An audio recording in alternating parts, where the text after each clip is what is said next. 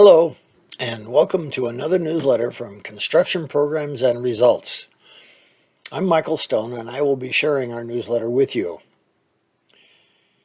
Yesterday, we posted a new video, my interview with Cody Drummond on leadcheck.net. This is a long overdue program that we're really excited about. It's just getting started, so listen to the interview and then visit their website at leadcheck.net. Are you having a good summer? Business good? Are you spending time with your family, listening close to the kids and what's going on in their lives? Please trust me when I tell you that the time you spend with your spouse or significant other and your children is far more important than anything in business. Business should be third on the list of priorities on your day-to-day basis. On the day-to-day basis. Your spouse or significant other should come first, then the children, and then business. We hear from way too many people who are living with someone whose priorities have gotten turned around. Take an honest look at where you are at with your family and make adjustments if needed. This week we're going to touch on a subject that we have all had to face at some point in our engagements with our potential customers. They call us on the phone and they ask, "What's the average price?" Have you ever been asked for the average cost per square foot for a remodel? Average home building cost per square foot? The reason we get that question is because the public believes there is an average cost and that the average cost will relate to their project. As a contractor, it's your job to educate them. There is an average price for 2 by 4 by 8 foot boards, right? Everyone knows or should know that they're about $6.75 each. Or maybe not. Let's see, we have fir and hemlock and pine and cedar and redwood and spruce. Any others? And is the cost in Portland, Oregon the same as the cost in Pensacola, Florida? There is no average anything in construction. Contractors don't pay an average insurance rate. Their rate varies by their location, their history, the volume of work, their type of jobs. We don't have an average vehicle cost. Have you seen the average fuel rate here in your area? Are those the rates you pay when you get fuel? There isn't even an average job that the contractors build.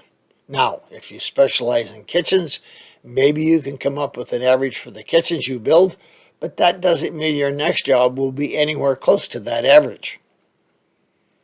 Consider a response like this the next time you're asked for an average cost or price for a project. Mr. or Miss Client, no two contractors will buy from the same supplier, use the same subcontractors, purchase the same insurance, drive the same vehicles, or have the same employee expense. That means their job costs and their overhead expenses will always be different. Assuming they all want to make a similar profit when they estimate the job, they'll all come up with a different price for that kitchen or bath or room addition or new home.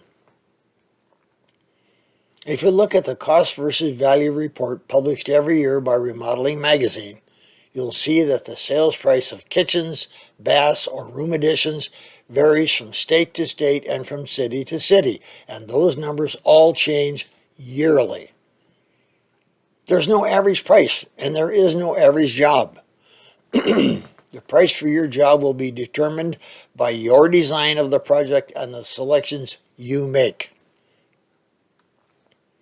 From there, if you know enough about what they want, you can start to provide the 3 ranges for what their project might be. We discuss it in our book, Profitable Sales, A Contractor's Guide, and if you own the book, it's Chapter 7, The 4 Basic Questions, pages 99 to 102. But be careful. Don't provide a range unless you're pretty sure you know what they want. Another common question we hear is, what's the average contractor's markup? Another version of that is asking for the average contractor's fee. Well, since every contractor has a different overhead numbers and builds a different volume, their markup will be different. Again, they don't use the same insurance agency, drive the same vehicles, purchase the same fuel, use the same phone numbers or carrier, or have the same expenses for their employees. Therefore, their overhead expenses will always be different.